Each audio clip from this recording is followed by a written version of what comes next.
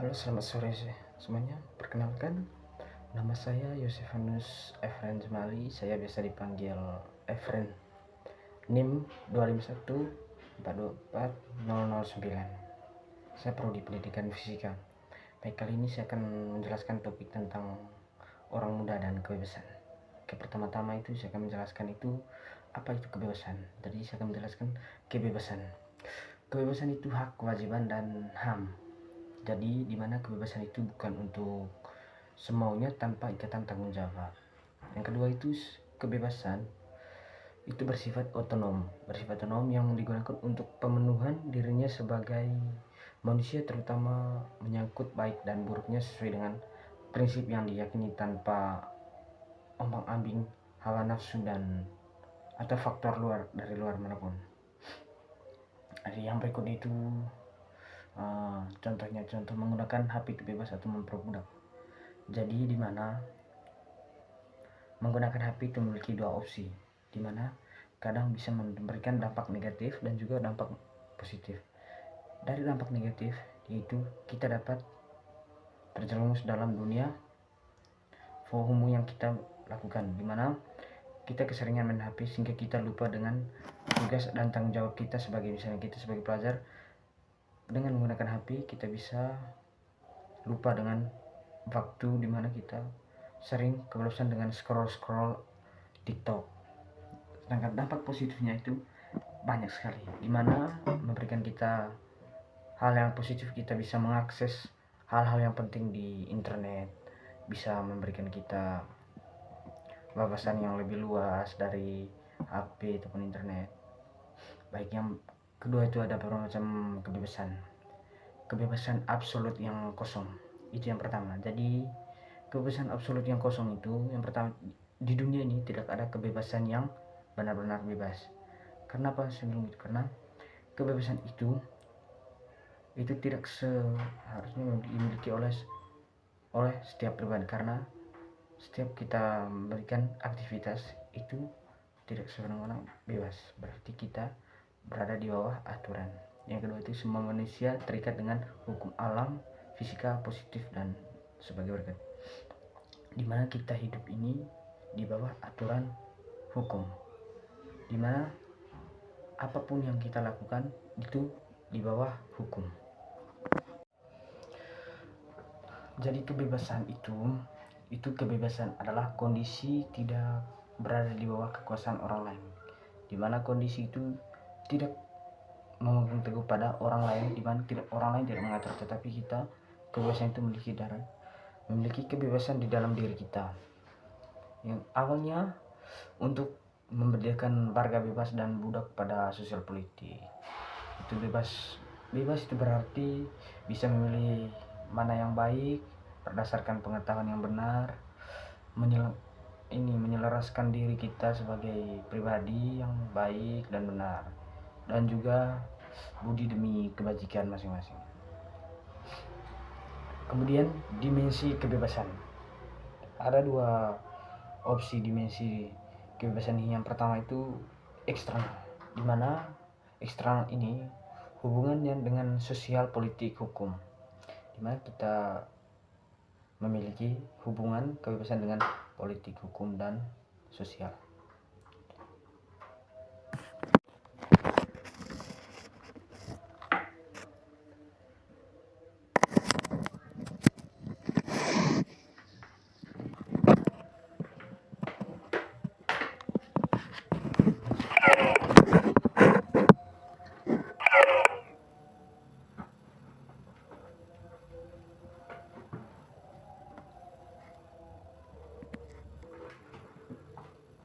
Baik, yang dimensi kebebasan, yang kedua itu ada dua opsi dimensi kebebasan itu, eksternal dan internal. Di mana eksternal itu hubungannya dengan politik, hukum, dan sosial. Jadi dimensi eksternal ini berkaitan dengan hal-hal yang berkaitan dengan di luar, seperti politik tadi, sosial tadi berhubungan dengan hukum. Yang begitu partisipasi pada kehidupan publik, ekspresi sosial kita, bagaimana kita bisa mengekspresikan diri kita di kehidupan sosial. Sedangkan kebebasan internal itu dimana kondisi batin kita di dalam, bagaimana kebebasan di dalam diri kita, bagaimana dorongan dalam diri kita. Kedua itu dorongan moral, rasionalitas, penguasaan diri, keberadaan jiwa yang memilih yang baik dan menolak yang buruk seperti hawa nafsu. Yang berikutnya itu keadaan jiwa yang memilih yang baik untuk menolak yang buruk, ketidaktahuan dan dorongan yang menyesatkan. Baik, saya akan berikan kebebasan hati nurani, di mana kebebasan hati nurani ini dipengaruhi oleh hati nurani. Hati nurani ini inti dari manusia yang ada bersama dengan Allah yang senantiasa menggema, di mana hati nurani ini berada di dalam diri kita, yang menggema di dalam diri kita. Itu peran hati nurani itu yang pertama itu ada 4. Jadi peran hati nurani ini memberikan pertimbangan dalam menghadapi situasi konkret dalam mengambil keputusan. Yang kedua itu menilai kembali perbuatan yang baru saja dilakukan. Yang ketiga itu memberi terang mana yang baik dan mana yang jahat. Dan yang keempat itu mendorong untuk menjelaskan yang baik dan menolak yang jahat. Baik, apakah hati nurani itu sesat? Baik, saya akan menjelaskan apakah hati nurani itu sesat. Jadi saya akan menekankan ada satu yang mengatakan itu Thomas Aquinas Said itu menjelaskan tentang kebebasan hati nurani itu, dimana kesehatan ada 2, yaitu invisible dan inculpable. Yang pertama itu saya akan menjelaskan invisible, dimana invisible ini kondisi yang membuat seseorang itu benar-benar tidak memiliki kesempatan dan kemampuan untuk mengetahui kebenaran moral tertentu. Dimana contohnya itu dia bilang itu suku pedalaman, dimana suku pedalaman ini tidak mengetahui kebenaran moral tertentu dan juga tidak memiliki akses, kemampuan dan pengetahuan untuk mereka kembangkan. Mereka bisa membawakan hal-hal yang merupakan adat mereka ataupun tradisi yang mereka lakukan dalam suku pedalaman tersebut. Yang kedua saya akan menjelaskan inculpable, di mana situasi yang objektif salah tetapi tidak bisa disalahkan karena kondisi tidak ketahuan yang dibuatkan akibat dari kelalaian atau keengganan untuk mencari kebenaran. Di mana contohnya itu yang seperti yang diangkatnya oleh Thomas Aquinas Said ini, balita yang menghancurkan rumah, di mana kata kuncinya di dalam ini menghancurkan, di mana dia tidak bisa disalahkan karena di mana dia masih dikategorikan dalam balita karena tidak mengetahui apa yang dilakukannya.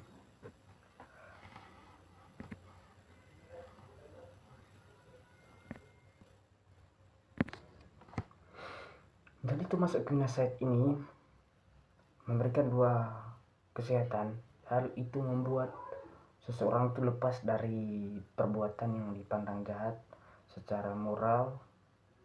Hati seseorang sadar akan dimana kesesatannya,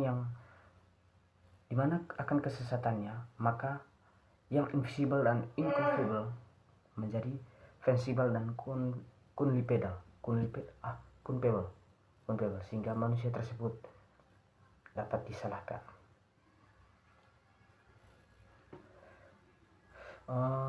Kondisi sadar ini bisa membuat perubahan besar dalam hidup sehingga hidupnya menjadi lebih benar dan aware dengan kondisi lingkungannya. Baik, saya akan mengangkat kasus tentang dimana kasus ini pertama itu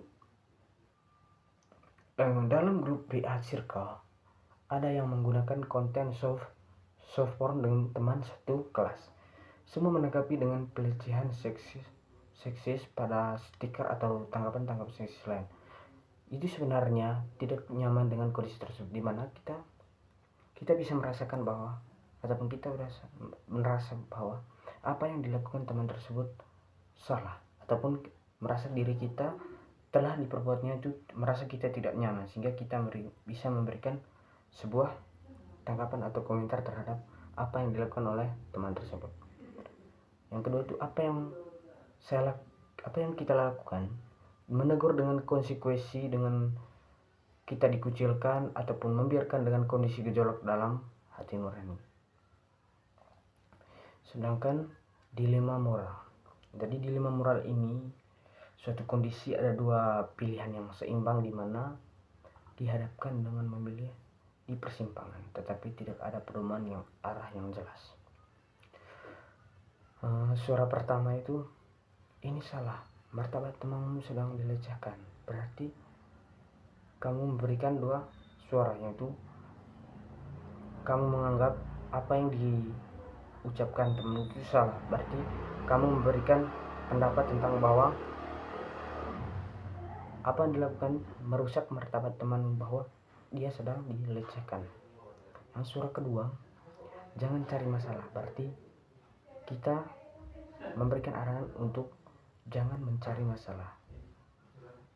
Kalau kita mencari bicara, saya akan dikucilkan,